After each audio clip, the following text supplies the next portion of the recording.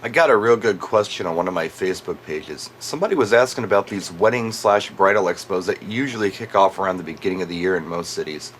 They were asking, are they worth doing? Because they're usually about $800 a piece to get into, or they are in this DJ's area. And that's a lot of money. You could go out and buy yourself some kit for 800 bucks. It's a good question. I'm going to try to answer it in my video the best I can from my experience.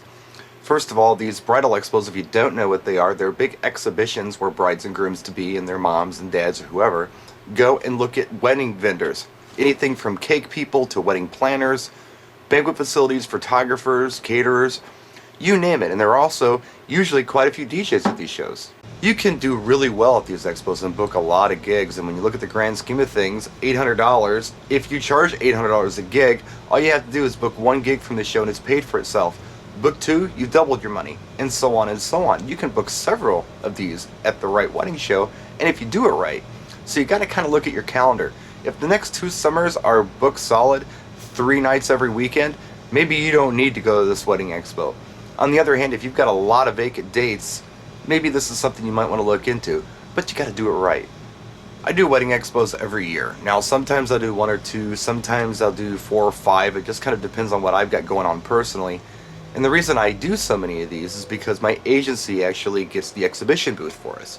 And then all the DJs come in and we sell as a collective. We work together. There are also bands there and string quartets and harpists and you name it. We're all under one booth.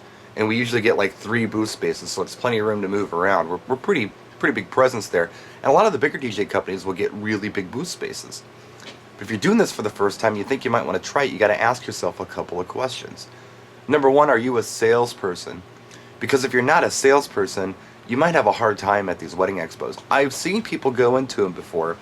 They'll set up their set of speakers in their rack, and they'll have a little name, above them on the booth. And they'll sit there in chairs with their arms folded. Geez, nobody's talking to us today. This sucks, man. This is a terrible expo. You can't do it that way. You've got to get aggressive. You've got to go out there and talk to people, or at least stand there and say hello to people and hope that you can start some kind of a conversation.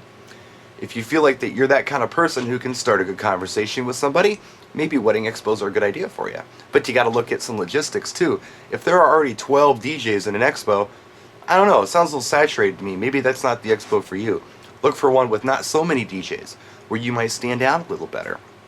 Another piece of advice I want to give you, when you get a client, when you're talking to them, my advice is, ask them questions. Don't talk about yourself too much. Answer their questions, but ask intelligent questions just like you would do in a client meeting. What date is your wedding? Where are you getting married? Where is the reception? What time does your dinner start? How many people for dinner? Sit down or buffet? All that kind of neat stuff. Talk to them like you're a professional, you know what you're talking about. Throw them a tip every once in a while. Say, hey, look, no matter who you book, here's a little tip for you.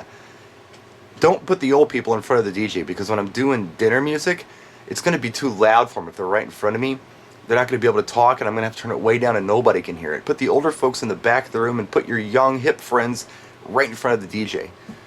They'll appreciate that. And they'll think, wow, that guy was really cool. And even if they leave and don't book with you right away, they might come back later or call you back. That kind of stuff sticks with people.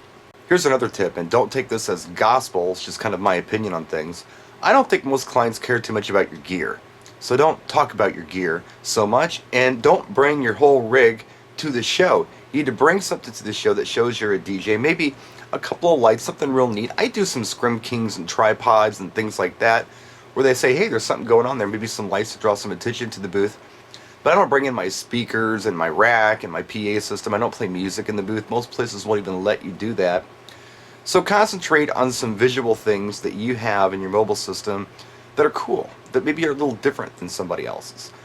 And don't concentrate on that when you're talking to the people. I don't think they care about what kind of speakers you have. They might, some guys might, but usually they don't. They're not even going to know what you're talking about. You talk about RCF or talk about something like, I don't know, Mackie. They may have never heard those brand names before. Or even American DJ Lighting. They have no idea what that is. So don't talk about that. Yes, I have a really nice light show. Maybe you have a picture of it. Maybe you have a video on an iPad or something you can show them if they're interested. But don't get too geeky with them, because I don't think they care.